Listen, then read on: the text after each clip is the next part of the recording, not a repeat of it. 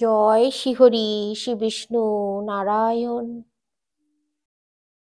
সকলকে অনেক অনেক শুভেচ্ছা। আজকে যে বিষয় বলবো, ভগবান যে আপনার সঙ্গে আছেন, আপনি সংকেত পাবেন। ভগবান সদা সর্বদা আপনার সঙ্গে যদি থাকে, আপনার সঙ্গে বাস করে, তাহলে আপনি সংকেত পাবেন। কিরকম সংকেত? অনেক রকমের সংকেত আছে। তার মধ্যে যে কোনো একটি সংকেতও যদি আপনি পান, তাহলে জানবেন ঈশ্বর আপনার সাথেই আছেন। তো প্রথম সংকেতের কথা বলছি, একটা একটা করে বলে যাচ্ছি সংকেতগুলো, আপনারা শুনুন। অবশ্যই আপনাদের মনে হবে যে সত্যি তো এটা আমি, এই সংকেতটা তো আমি পেয়েছিলাম, কিন্তু আমি তো ভুল করে ফেলেছি, আমি তো সেই মতো নিজেকে প্রস্তুত করতে পারিনি। তো প্রথম সংকেতের কথাই বলবো আপনাদেরকে। আপনারা স্বপ্নে যদি কোনো ঠাকুর দেবতাদেরকে দেখেন, অথবা ভালো স্বপ্ন দেখেছেন হয়তো, আর সেই স্বপ্ন আপনার সম্পূর্ণ মনে আছে, একটুও কোথাও ভুলে যাচ্ছেন না, সম্পূর্ণ যতটা স্বপ্ন দেখেছেন ততটা সম্পূর্ণভাবে আপনার মনে আছে, তাহলে জানবেন অবশ্যই আপনার সাথে ঈশ্বর আছেন। এরপর দ্বিতীয় সংকেত হচ্ছে,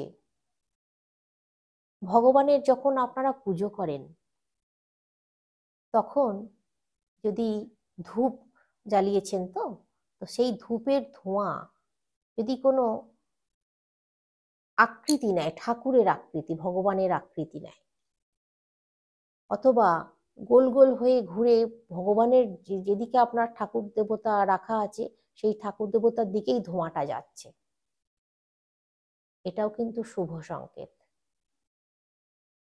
এরপর যে সংকেতটার কথা বলবো, আপনারা হয়তো ঘুমিয়ে আছেন, ঘোর ঘুমের প্রচন্ড রকম ঘুমের ঘোরে আছেন,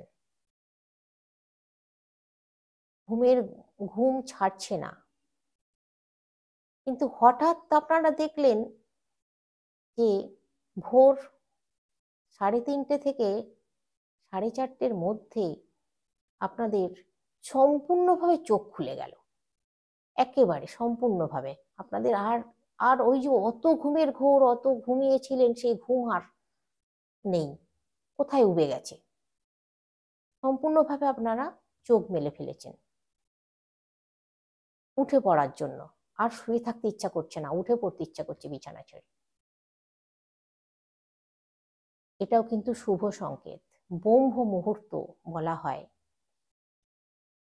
তো এই ব্রহ্ম মুহূর্তে যদি কারোর এইভাবে ঘুম ভেঙে যায়, তখন অবশ্যই উঠে বসে পড়ুন বিছানায়, আর আপনার ইষ্ট দেবতার নাম স্মরণ করুন।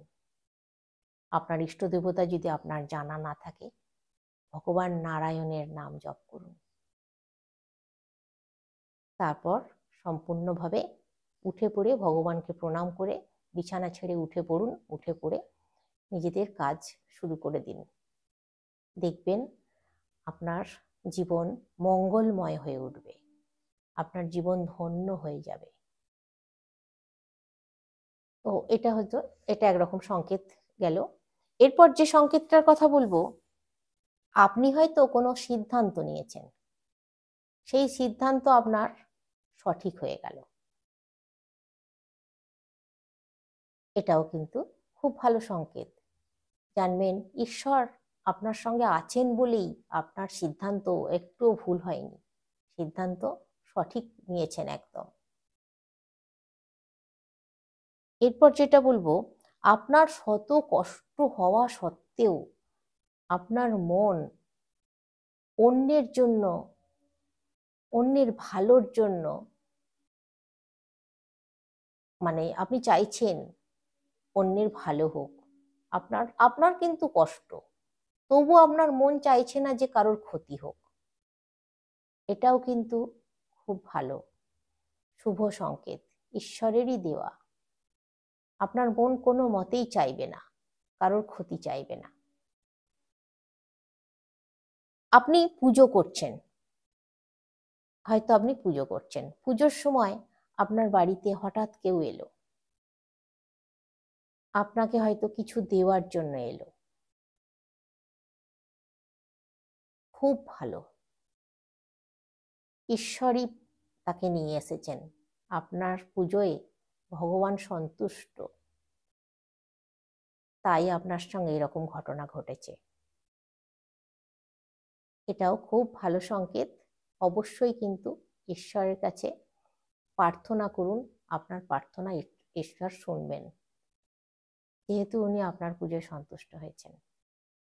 কিন্তু পুজোর সময় যখন এলো, আপনি পুজো ছেড়ে উঠে পড়বেন না, যেন তাকে বসতে বলবেন অবশ্যই। তারপর পুজো শেষ করে উঠবেন, তাকে অবশ্যই সেই দিন খালি মুখে পাঠাবেন না, কিছু খাওয়াবেন, খাইয়ে তারপর যেতে দেবেন, না হলে কিন্তু যেতে দেবেন না যেন, এটা মনে রাখবেন। এরপর যেটা বলবো, পুজো করার সময় হঠাৎ হয়তো দেখলেন আপনার শরীরটা কেমন কেঁপে উঠলো। পুজো করছেন হয়তো, পুজো করতে করতে আপনার শরীরটা ঝাঁকিয়ে উঠলো, এটাও কিন্তু শুভ সংকেত। ভগবান আপনার পুজোয় সন্তুষ্ট হচ্ছেন। আপনি সুন্দরভাবে পুজো যেমন করছিলেন পুজো চালিয়ে যান, যতক্ষণ না পুজো শেষ হয়।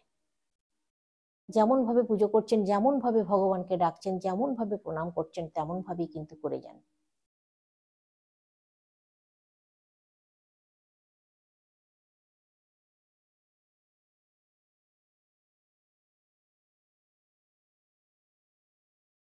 এরপর যেটা বলবো, দেখুন, আমি না ভুলে যাব বলে আপনাদেরকে বলতে পারবো না, তো মনে থাকবে না, আমি ওই জন্য নোট করে নিয়েছি। ওই জন্য খাতা দেখতে হচ্ছে মাঝে মাঝে, এতগুলো পয়েন্ট তো, কোনটা মিস করে যাব আপনাদেরকে জানাতে পারবো না, সে কারণের জন্য আমি মাঝে মাঝে খাতা দেখছি। তো এরপর যেটা বলবো সেটা হচ্ছে, হঠাৎ হয়তো আপনি দেখলেন আপনি খুব খুশি আছেন, খুব ভালো লাগছে আপনার, কোনো একটা দিন আপনি এত ভালো লাগছে, আপনার এত খুশি আছেন, আনন্দে ভরে আছেন পুরো, পরিবারের মানুষজনকেও আনন্দ দিচ্ছেন, এটাও খুব ভালো সংকেত। ভগবান আপনার সঙ্গেই আছেন, তাই আপনার মনে এত খুশি, এত আনন্দ। এরপর যেটা বলবো, আপনি হয়তো অনেক দিন ধরে কোনো অসুখে ভুগছেন, এত ডাক্তার পাতি দেখাচ্ছেন, অনেক কিছুই করছেন, কিন্তু ভালো হচ্ছে না, ভালো হচ্ছে না। হঠাৎ দেখা গেল কি আপনি সুস্থ অনুভব করছেন, সুস্থ হয়ে গেছেন। এটা কিন্তু আপনারই হয়তো, ঠাকুর দেবতাকে আপনি হয়তো মনে মনে ভীষণভাবে কাতরভাবে মিনতি করেছেন ঠাকুরের কাছে, আপনার মিনতি ভগবান কানে শুনেছেন, আপনাকে সুস্থ করে দিয়েছেন, এটাও কিন্তু খুব ভালো সংকেত।